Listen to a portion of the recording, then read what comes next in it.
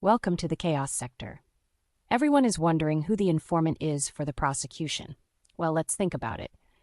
We mentioned prior, the trial will always keep getting pushed back, delayed, times and dates changed, motions filed and motions denied. The procedures in that courtroom, mainly from the prosecution, is a reflection of how the investigation was handled. There is no informant. It's a bluff. The bluff is to convince the judge and jury, the mainstream media, and the public that there is someone out there who knows Kohberger is responsible for those murders. But there is a chance they do have an informant. Yet there is a question. Where was this informant all of last year? There was no mention of an from the prosecution before recently. Informants are used when there isn't overwhelming evidence against a defendant. In this case specifically, no evidence of stalking those housemates, no surveillance provided, showing the defendant was there 12 times prior, and actually no surveillance provided showing the defendant entered the neighborhood. We don't include the Linda Lane surveillance for reasons we explained, so the informant would know something about Kohberger that supports or ties him to not only physically being in that home but also being the killer. The problem with this informant is, what type of an informant are we talking about here? There are 4 types of informants. Let's define them briefly. Citizen informants. These people provide information to police about a crime they have witnessed or heard about without any expectation of compensation. They may come forward because they want to do the right thing or because they are worried about retaliation if they don't. Police confidential informants. These are informants who provide information to the police in exchange for something else. Sometimes, these informants are accused of a crime and are looking to bargain for leniency in exchange for cooperation.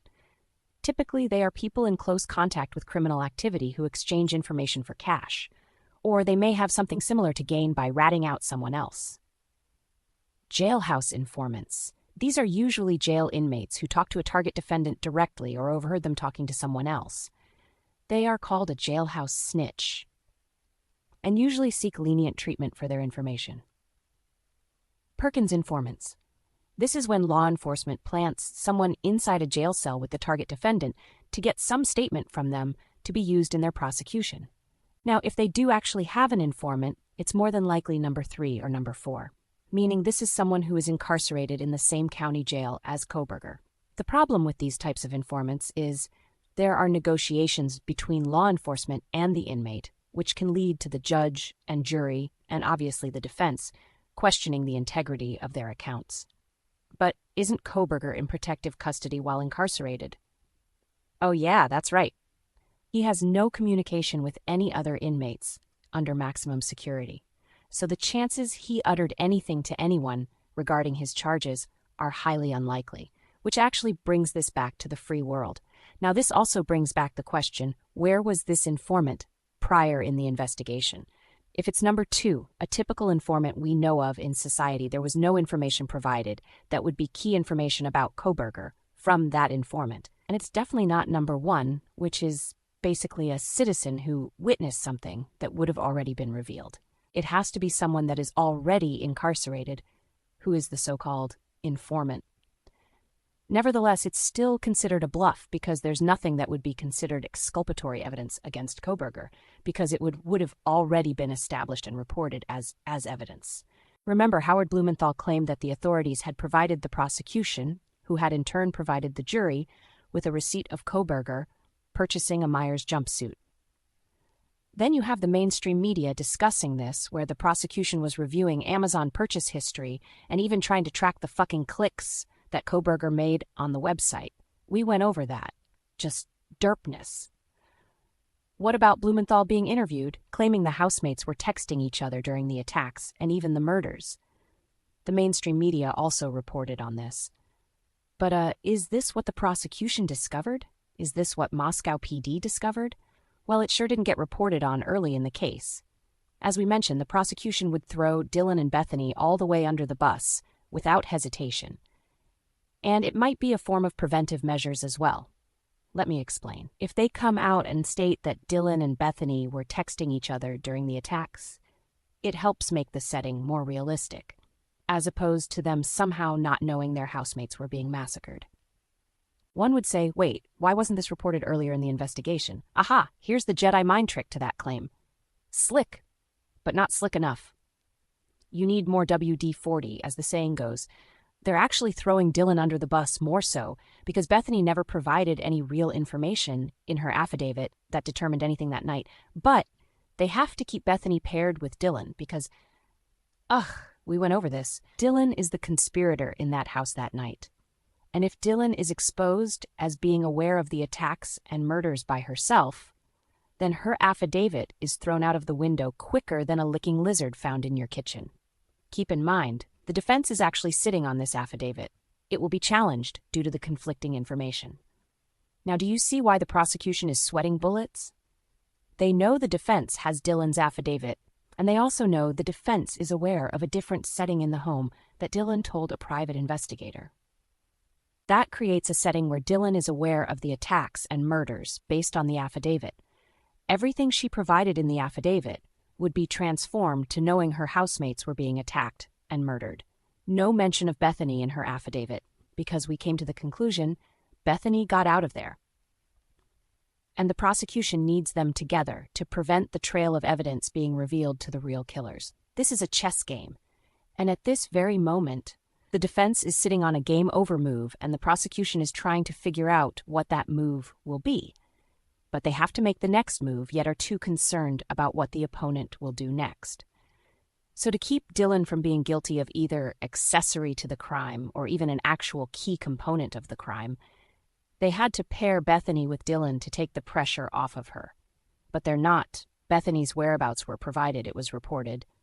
She was at the Sigma Chi party. Doesn't matter if she left early, stayed longer, in comparison to Dylan, whose whereabouts didn't have an actual location of where she was that night. We have one person somewhere specifically, and another somewhere that has a question mark above it. Can you imagine the defense inquiring about this claim about the housemates in trial? Somebody will be called in to testify. That's a very dangerous aspect for the prosecution. To the judge and jury, I call Miss Dylan Mortensen to the stand. To the judge and jury, I call Miss Funk to the stand. Their accounts are definitely not going to be the same. We simulated how her testimony would be shredded to pieces based on conflicting accounts. And Moscow PD is also fair game. They could also be called in to testify. The defense would ask the officer who questioned Dylan, obtaining the information. Mr. Officer, can you explain why one of the housemates, being Miss Mortensen, why wasn't her whereabouts provided, but every other housemate was, including down to their physical activity? Can you explain why her whereabouts were not provided in the police report? Do you think it's fair that her whereabouts were concealed? Doesn't law enforcement pride themselves on being transparent with the public, the people they serve and protect? This separates them also in the house, because Bethany's whereabouts verify where she was and when she got home. And also no accounts of hearing or witnessing anything that night, while Dylan's whereabouts could literally be still at the house, waiting, plotting with the killers, and then leaving when the attacks and murders happened, then coming back with her little criminal boyfriend, Bonnie, as the DoorDash driver, and Clyde, all come back after the murders had occurred. Let me not get off track. You get the point here, though, right? So the prosecution is just building up more made-up evidence, which only magnifies that they don't actually have any evidence, and I mean whatsoever. The only thing they may have is some sort of relative link between Kohberger and the motive behind the murders. And if you followed the chaos, we basically concluded that Kohberger saw too much and had become a target for what he witnessed.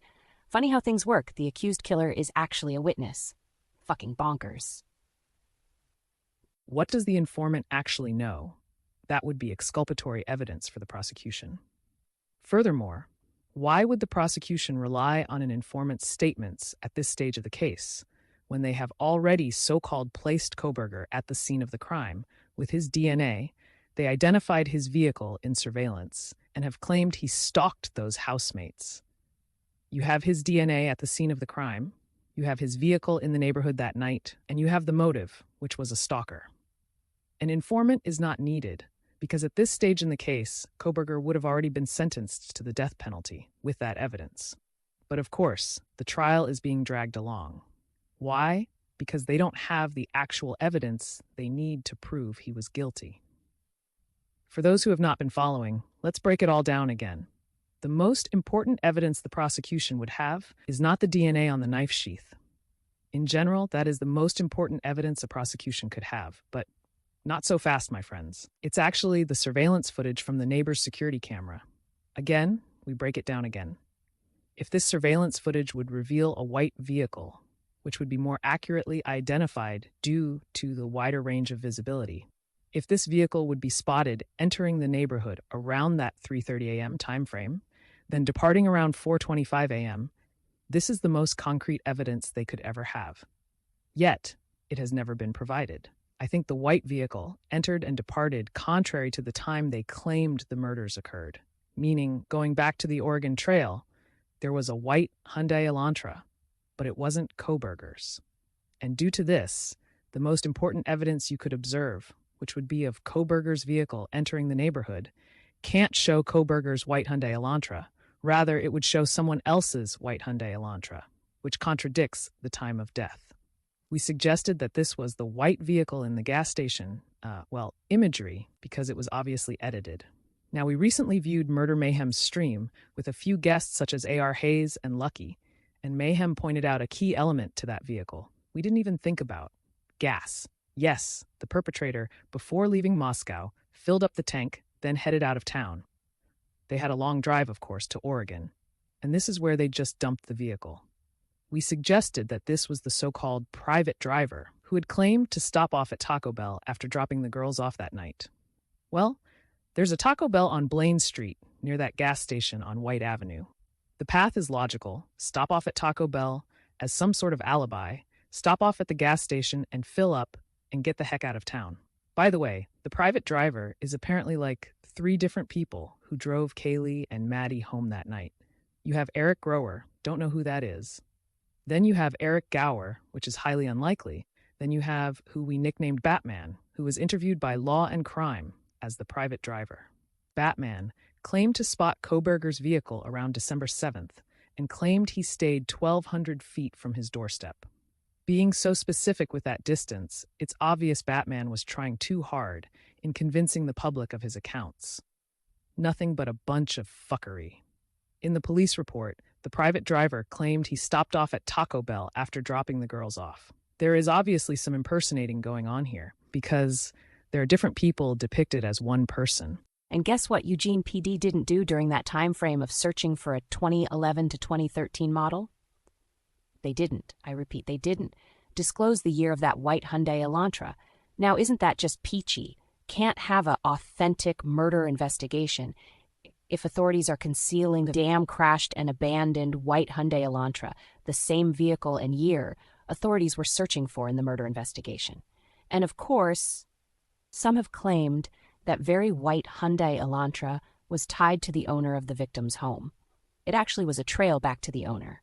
I mean, damn, can we get like a vaccine for common sense injected into some people? That's for the individual who mentioned vaccines for stupidity. Yeah, you got a shout out, now go get the common sense vaccine. In a nutshell, we went over the nonsense of the trial. Bill Thompson was apparently agitated by a survey the defense provided to a potential jury pool. Translation: you don't get to persuade the jury. We are the ones who have the right to brainwash them into think your client is the monster. So, it's obvious the trial's a bunch of nonsense. We would rather stick to the physical elements of the case, such as Dot's claims, or better yet, the neighbor's claims, for Nick too bad for you. Are you and others paying attention? Now don't get lost in focusing on Dot speaking. Focus on what she is speaking about. Also, we don't feel the need to address Dot's sexual orientation, gender, none of that. It's not important to the case. Hopefully, many can focus on the setting rather than the person providing the setting. After all, the physical setting is what we all are trying to piece together. This is the Chaos Sector.